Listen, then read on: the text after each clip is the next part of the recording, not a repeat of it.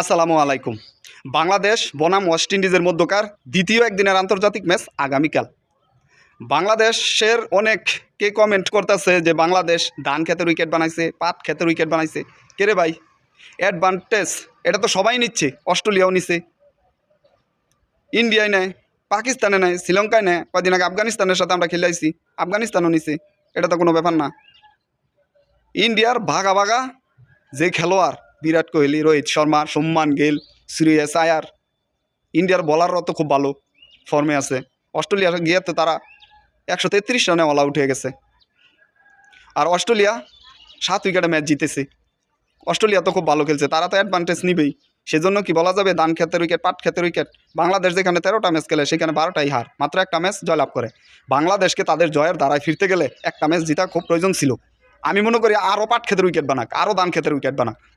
দিন শেষে জয়টা আমাদের চাই। আমাদের কনফিডেন্স লেভেল আকাশচুম্বী করতে হবে। আমরা যে কোনো দলের সাথে আমরা মোকাবেলা করতে চাই এবং আমরা ম্যাচ জিততে চাই। কারণ আমাদের প্ল্যানিং বর্তমানে আমরা 2027 বিশ্বকাপ সরাসরি খেলবো, কোয়ালিফাই করি না।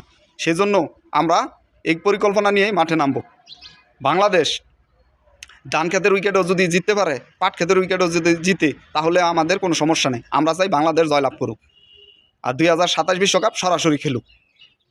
সেইখানে গিয়ে বিশ্বকাপে গিয়ে আমরা কী করবো সেটা আমাদের বিষয় না। আমরা যদি ভালো খেলে যাই ম্যাচ বাই ম্যাচ, তাহলে সেখানেও আমরা ভালো একটা মোমেন্টাইম পাবো। এই জয়ের দ্বারা সেখানেও আমরা ভালো কিছু করতে পারবো। বাংলাদেশ ইউএর সাথে সিরিজ হারে টি-20তে, পাকিস্তানে গিয়ে তাদের সাথেও সিরিজ হারে, শ্রীলঙ্কা গিয়ে আমরা 2-1 সিরিজ জিতি টি-20। সেই একটা মোমেন্টামের কারণে আমরা টানা 4টা সিরিজ জয় লাভ করি টি-20। আমি মনে করি ওয়েস্ট ইন্ডিজের সাথে যদি আমরা ঘরের মাটিতে এই সিরিজটা আমরা জিততে পারি, আমরা যে কোনো দলের সাথে আমরা তখন টক্কর দিয়ে খেলতে পারবো। কারণ ওই রকমের মন মানসিকতা তখন আমাদের থাকবে, কারণ আমরা একটা সিরিজ জিতেছি।